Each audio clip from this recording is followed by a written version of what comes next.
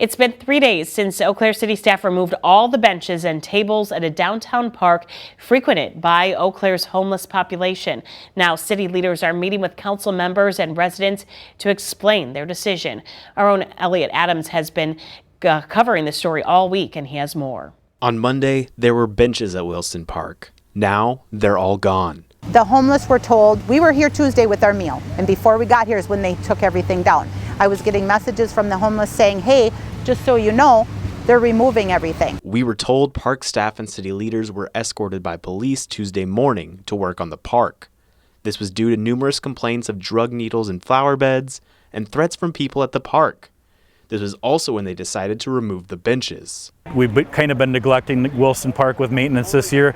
This is a perfect opportunity for us to get a lot of stuff done, and that was one of the things that we incorporated into it. Since then, it has raised concerns from city council members and citizens. I think that people need to stop portraying homeless as scary, harmful, and realize that they're people. And I think that this park needs to be open, that if they could gather them all or let them just have a place to be, this would be the park.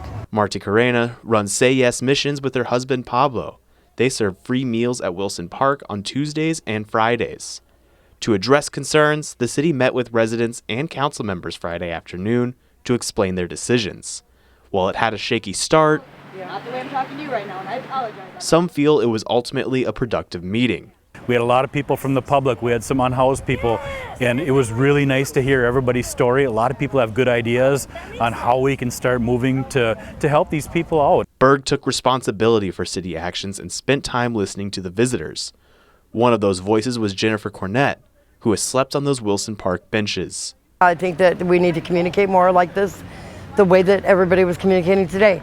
Not necessarily interrupted, but one-on-one, more one-on-one, like somebody say from the council and then somebody say homeless or that has dealt with the homeless community.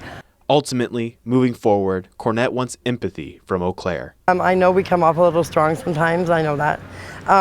But for the most part, we're all pretty harmless, and a lot of us have good intentions.